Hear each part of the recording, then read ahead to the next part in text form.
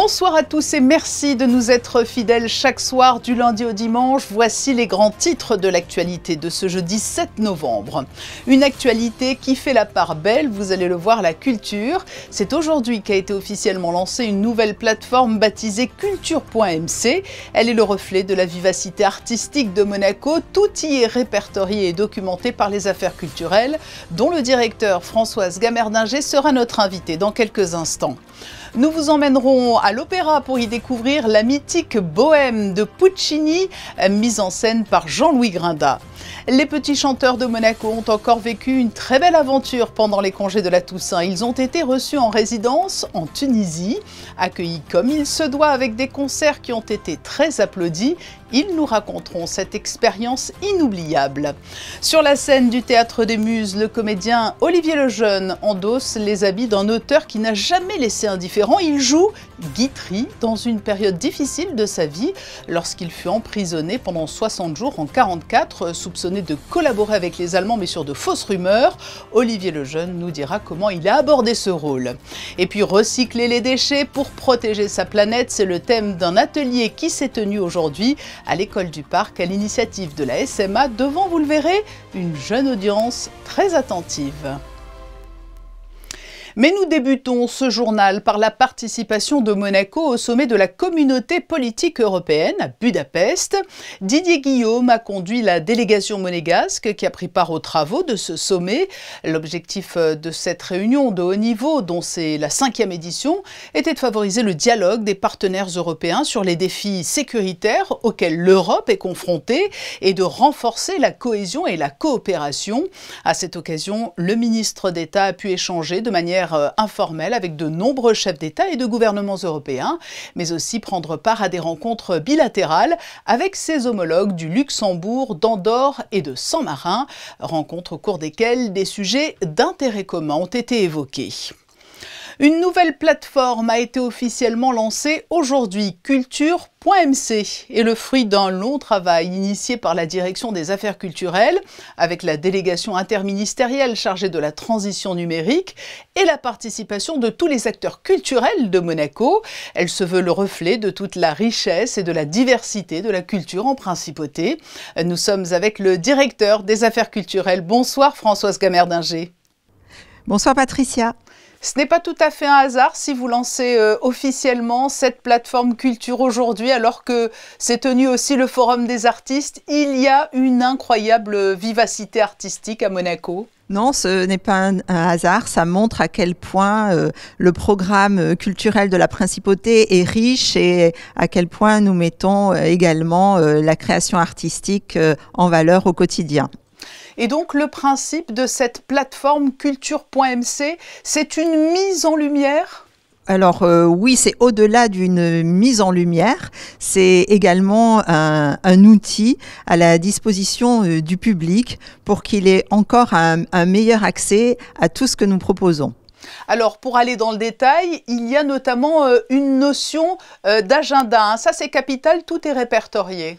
Alors la notion agenda, je dirais, elle est quasiment traditionnelle, outre le fait que on peut également programmer son agenda sur une période donnée, ce qui sera très utile aux personnes qui viendront passer quelques jours en principauté. Et à partir de ces dates, vous pouvez avoir soit l'ensemble de ce qui sera programmé à cette période, soit par thématique, si vous préférez musique, si vous préférez les ballets, si vous préférez l'opéra ou des expositions. Et qui dit culture dit aussi notion de plaisir, bien évidemment. Dans cette plateforme, il y a des podcasts, il y a des informations sur le patrimoine. Cela permet aussi de nourrir sa curiosité. Alors écoutez, oui, cette plateforme sera également, donnera la possibilité de pouvoir assister, réécouter des podcasts de conférences auxquelles on n'a pas pu assister, mais elle jouera aussi le rôle de mémoire de notre politique culturelle puisqu'on pourra y retrouver au fil du temps et ça restera donc dans notre logiciel, on pourra y retrouver en mémoire tout ce qui qui a été programmé et créé en principauté. Donc c'est un outil très important dans ce sens. Il y a également un pavé patrimoine dédié à toute la politique de restauration, valorisation, inventaire de notre patrimoine monégasque, et un patrimoine encore plus important aussi pour moi, c'est le pavé jeunesse dans lequel tout le jeune public pourra découvrir les activités que le gouvernement princier et les associations culturelles mettent en œuvre à leur destination. Oui, parce que la transmission, c'est quelque chose qui vous est cher depuis toujours. Et en matière de culture, la jeunesse n'est pas oubliée sur cette plateforme.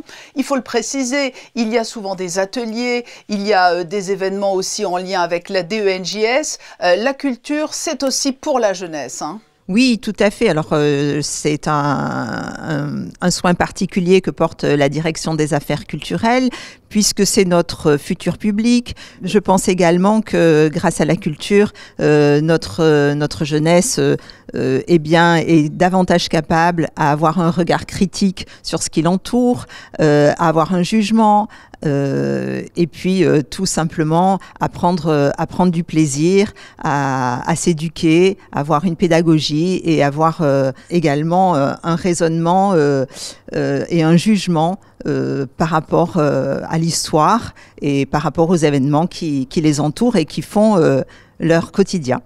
Alors on l'a dit, elle est très diverse, elle est très riche cette plateforme, mais cela a dû vous prendre un temps immense pour pouvoir parvenir à collecter toutes ces informations et mettre en forme culture.mc, parce qu'elle est extrêmement complète cette plateforme. Alors elle est extrêmement complète, elle est le fruit de 2 ans de travail de 2 équipes, à la fois l'équipe de la direction des affaires culturelles et l'équipe de la direction de la transition numérique, mais elle est surtout, à mes yeux, le résultat d'une collaboration de chaque acteur culturel de la principauté, et c'est ça qui a été très important.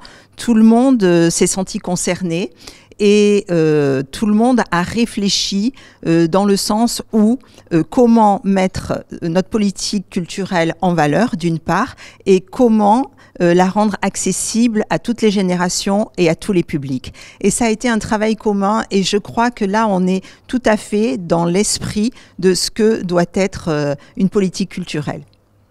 Et c'est ça qui est important. C'est vrai qu'à Monaco, on le voit, tous les acteurs culturels jouent ensemble, hein, et non pas l'un contre l'autre. Et finalement, au-delà de cette belle mise en lumière qu'elle offre, cette plateforme, elle rappelle aussi, et c'est ma conclusion, combien le rôle de la DAC est celui d'une entité fédératrice et qui accompagne les entités culturelles. Tout à fait, on est là pour accompagner les entités culturelles, pour accompagner les artistes, pour faire rayonner la principauté au-delà des frontières, et je pense que cette plateforme sera également très importante du point de vue international, puisque le monde entier pourra cliquer sur culture.mc. Merci Françoise Gamerdinger d'avoir été avec nous aujourd'hui, alors qu'a été officiellement lancée la plateforme culture.mc que nous vous invitons d'ores et déjà à aller consulter. Merci beaucoup Patricia, merci. Le lancement de cette plateforme aura été le point d'orgue d'une journée placée sous le signe de la culture, avec le début du 7e Forum des artistes qui se tient jusqu'au 14 novembre à l'auditorium Régnier 3. Vous pouvez y découvrir le travail de plus de 80 artistes de Monaco, dont l'œuvre du lauréat du prix du public. Tour d'horizon avec Christina Thomel et Alexandra Marangoni. Dans la continuité des éditions précédentes du Forum des artistes de Monaco, du 21 octobre au 4 novembre, vous pouviez, si vous le souhaitiez, voter pour votre œuvre favorite. Cette année, le public a donc choisi de remettre un prix à Kako Mikalev pour Femmes des Mondes, un dessin effectué à la palette graphique. Le dessin est créé sur un écran.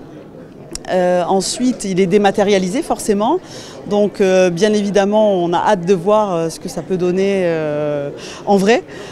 Donc bien sûr, comme c'est un dessin dématérialisé, il n'y aura jamais le relief qu'on peut trouver sur une peinture à l'huile ou autre, mais ce qui est intéressant, c'est qu'avec le digital, on peut déjà faire tous les formats qu'on veut.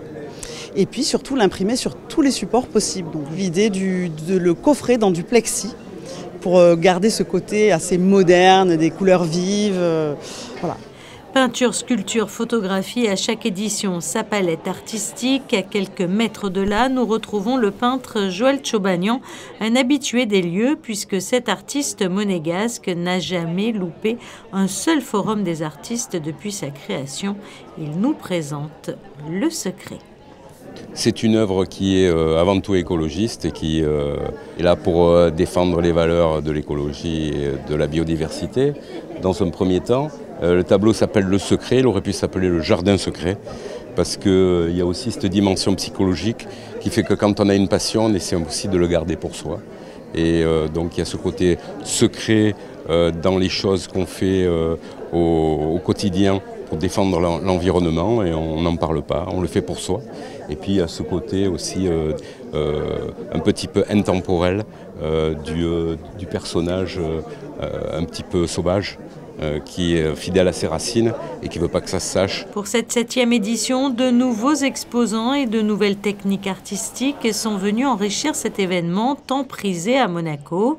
Et nous vous proposons à présent de plonger dans le monde imaginaire d'Alfred le Poulpe. Ça part toujours d'une envie d'avoir sous les doigts quelque chose qui n'existait pas. Et pour ce poulpe particulièrement, ça a été vraiment un coup incroyable. C'est une amie d'enfance qui me l'a commandé. Elle m'a dit « Je voudrais que tu me fasses un poulpe pour mon mari, pour Noël ». Et je ne savais pas du tout où j'allais échouer avec tout ça. Donc je me suis lancée, j'ai cherché des idées à droite, à gauche, j'ai cherché de la laine. Et au bout du compte, ça donnait un poulpe géant, ce que je n'attendais pas du tout. Et il se trouve qu'après, il a eu beaucoup de succès, que j'en ai vendu aux États-Unis majoritairement. Voilà. Donc maintenant, il est un peu partout dans le monde, il voyage énormément, plus que moi. Il faudra compter 6 semaines pour que l'artiste donne vie à un nouvel Alfred. Vous pouvez retrouver ses créations et passer commande sur son compte Instagram So Wool So Cool. Le Forum des artistes vous attend jusqu'au 14 novembre de 13h à 19h. L'entrée est libre et gratuite. Recycler les déchets pour protéger la planète, c'est ce que la Société monégasque d'assainissement enseigne aux plus petits au détour d'un atelier appelé l'Aventure de mes déchets, une initiative en partenariat avec la Direction de l'Éducation nationale, de la jeunesse et des sports pour sensibiliser dès le plus jeune âge aux questions environnementales. Alban Gingembre et Thomas Deus se sont glissés dans une classe de grande section à l'école du Parc. Regardez. Qui a inventé la poubelle ? Tout le monde devrait lever le doigt. Monsieur Tritou vient nous le dire. Qui a inventé la poubelle ? Trier, recycler, ces mots n'ont plus aucun secret pour ces élèves de grande section. Je trie mes déchets parce que je les mets dans la bonne poubelle. Dans la poubelle verte, on met le verre. Dans la poubelle jaune, on met le métal, les briques, le plastique. Si on les trie pas, après, on pollue la planète. Très tôt, les enfants sont sensibilisés à ces notions de tri des déchets. Chez les jeunes, la prise de conscience est de plus en plus facile. Non seulement ils sont plus sensibilisés, mais je trouve que la réaction, ils sont plus réactifs encore aujourd'hui. Alors le fait de participer avec leurs parents, de toucher, d'aller avec eux, je pense qu'ils apprennent encore plus vite. Après avoir écouté attentivement les explications de Monsieur Tritou, les enfants participent à différents ateliers ludiques pour mettre en pratique ces nouvelles notions. Plus on joue avec eux, en apprenant, plus on a de la réussite ensuite. Et la réussite, au bout, elle est totale. En principauté, les résultats sont bons. La qualité du tri est importante grâce à ce travail qui est fait à la racine. On ouvre à présent une page musicale avec les petits chanteurs de Monaco qui étaient en déplacement en Tunisie il y a quelques jours. Ce chœur de garçons appartenant à la maîtrise de la cathédrale de Monaco a travaillé en collaboration avec la fondation Hasdrubal. Nous avons profité de leur retour en principauté pour aller recueillir leurs impressions. C'est un reportage signé Alban Gingembre et Olivier Bonello. Ils ont l'habitude de voyager aux 4 coins du monde pour faire rayonner la principauté à travers leur voix. Les petits chanteurs de Monaco étaient en Tunisie pour un stage musical avec au programme 2 concerts. L'un à la cathédrale de Tunis et le deuxième à Hasdrubal Hall directement sur notre hôtel. C'est un très beau projet de coopération culturelle entre les petits chanteurs de Monaco et des jeunes Tunisiens qui font des études dans les conservatoires. Pendant une semaine, les petits chanteurs de Monaco ont enchaîné les répétitions avec un rythme assez soutenu pour assurer la tournée en cours. On en a eu 4 en une journée. On travaille à la musique pour la tournée de concert 2025. J'ai adoré travailler, collaborer avec des étudiants tunisiens, d'autres musiciens qui sont super gentils. La cathédrale m'a plu parce qu'elle résonnait, était grande. Je retiens beaucoup de belles choses, notamment le chant, les répétitions, ce qui est quand même le primordial de ce stage. On a étudié beaucoup de nouveaux chants notamment le dentot, la messe de forêt. On a fignolé également la messe de Mendelssohn. On a fait beaucoup de différents chants. Le rythme était intense pour pouvoir être à la perfection, pour pouvoir que la tournée de concert soit parfaite. Un partenariat va prochainement être signé avec la Fondation Hasdrubal pour intégrer les petits chanteurs de Monaco. Et en attendant leur prochain voyage, ils se préparent pour la fête nationale. Le festival du centenaire Puccini se poursuit et dès ce soir, après la rondine, place à la bohème. Une bohème mise en scène par Jean-Louis Grinda et à laquelle José Sacré et Olivier Bonello ont assisté.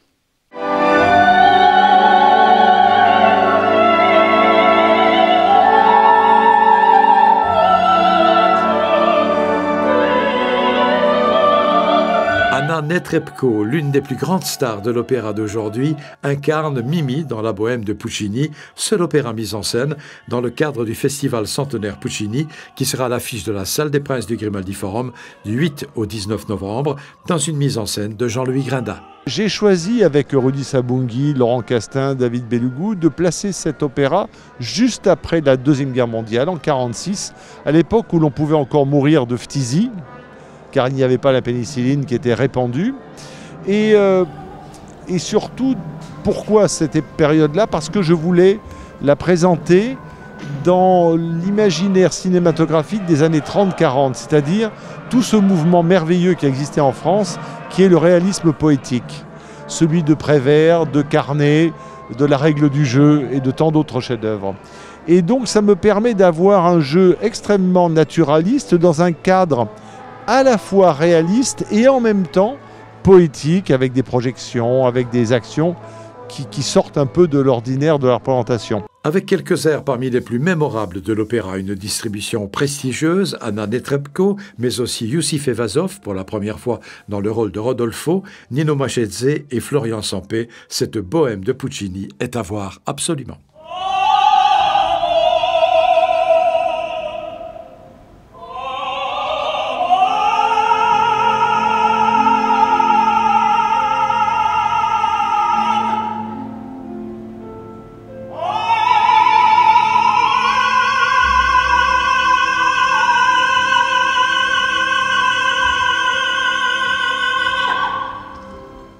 Et le festival centenaire Puccini se poursuivra le 15 novembre avec la version concert de Tosca, puis un gala lyrique Viva Puccini le 17 novembre. Son visage ne vous est pas inconnu. De la télévision aux planches, il fait partie de ces comédiens très appréciés du public et il est sur scène au Théâtre des Muses jusqu'à dimanche pour incarner Sacha Guitry dans une période de sa vie aussi courte que marquante puisque ce dernier a passé 60 jours en prison. Olivier Lejeune est notre invité. Bonsoir. Bonsoir Patricia, merci de m'accueillir. Mais c'est un plaisir et ce n'est pas une mince affaire que de jouer Sacha Guitry. Comment avez-vous abordé ce rôle? Vous vous êtes inspiré du personnage réel? Alors je pense à sa gouaille et aussi bien sûr à son esprit. Alors, en fait, c'est un coup de foudre. Je pourrais être un vampire. Je l'ai vampirisé, je me suis introduit dans son univers, dans sa manière de parler. Et puis c'est mon 4e Sacha Guitry. Donc je commence à avoir un peu l'habitude de sa fluidité, de sa dextérité. Je dirais que Guitry, c'est le point G du théâtre pour un comédien. C'est la Légion d'honneur. 60 jours de prison, c'est un récit autobiographique, c'est cela, sur une courte mais marquante période de sa vie pour Guitry. Alors c'est une période qui l'a profondément marqué puisqu'il a fait une dépression après ses 60 jours. C'est un texte qui n'avait jamais été joué au théâtre. J'ai eu un coup de foudre. Ça a été très difficile de garder. Tout est extraordinaire dans ce texte. Donc là, on va suivre pendant 60 jours sa descente aux enfers. C'est un récit à la fois kafkaïen, terrifiant. On va découvrir un Guitry complètement inattendu. Mais il garde toujours cet esprit si mordant, si cynique et son humour tellement efficace. Donc on rit beaucoup et en même temps on apprend une page d'histoire. 80e anniversaire de la libération de Paris. Et alors pour recontextualiser les choses, il faut dire qu'il a été accusé à tort, c'est ça, d'être un collabo comme on dit familièrement ? Ah mais évidemment qu'il a été accusé à tort. En fait, quand le maréchal Göring est arrivé à Paris, il a demandé ce qu'il fallait voir. On lui a dit, il y a la Tour Eiffel, il y a le Louvre et il y a Sacha Guitry. Évidemment, il a continué à jouer au Théâtre de la Madeleine. Il y avait des Allemands dans la salle. Quand ces Allemands venaient demander des autographes, quel est l'artiste qui aurait refusé? Donc c'était un homme courtois, bon évidemment, mais il n'a jamais collaboré, ça a été prouvé. Il n'a jamais fait jouer ses pièces en Allemagne. Donc on a voulu couper la tête du roi parce que il a un petit peu agacé ses contemporains parce que pendant la guerre, il continue à mener bon train, il faisait des festins, il avait un train de vie royal, mais au fond de lui-même, il est resté très français. Donc cette étiquette dure à décoller, et en même temps, il faut décoller l'étiquette misogyne. Il aimait les femmes, il les aimait trop, et s'il n'avait pas été cocu, on n'aurait pas eu la moitié de ses traits d'esprit. C'est vrai que c'est souvent l'étiquette qui lui a été accolée. C'était un personnage grandiloquent, mais on le découvre là très humble. Hein. C'est la facette intime qui apparaît pendant ces 60 jours.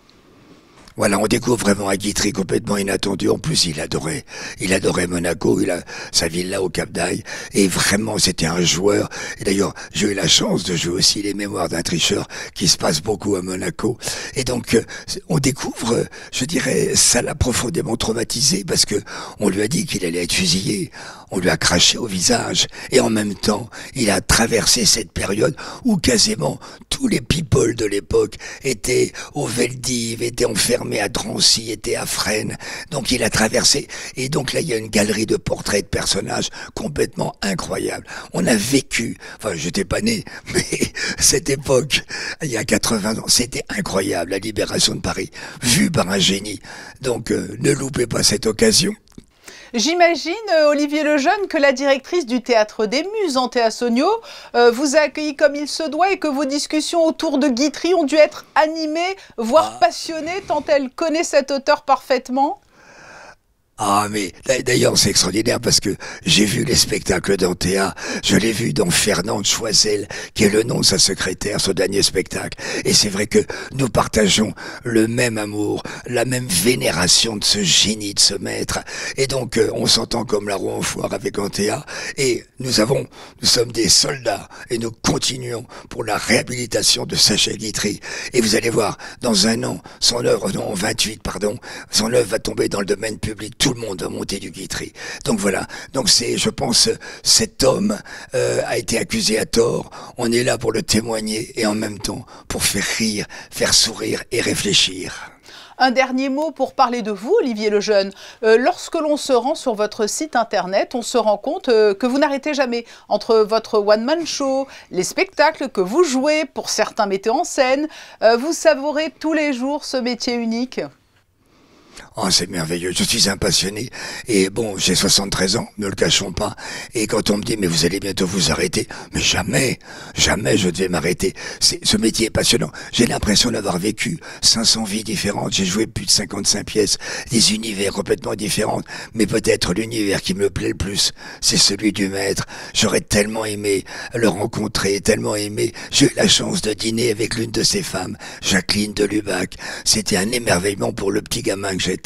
Donc voilà, vive le théâtre, comme dit si bien Anthea quand elle présente ce spectacle. Et le Théâtre des Muses, c'est un lieu que j'ai découvert, mais qui est incroyable. Il y a une richesse de spectacle, une intelligence.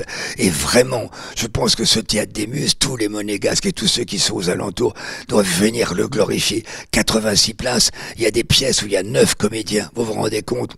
Chapeau. Et un théâtre avec une scène magnifique. Merci Olivier Lejeune d'avoir été notre invité à l'occasion de votre étape à Monaco au Théâtre des Muses pour y jouer 60 jours de prison. Merci Patricia. 60 jours de prison au Théâtre des Muses pour 4 représentations jusqu'à dimanche.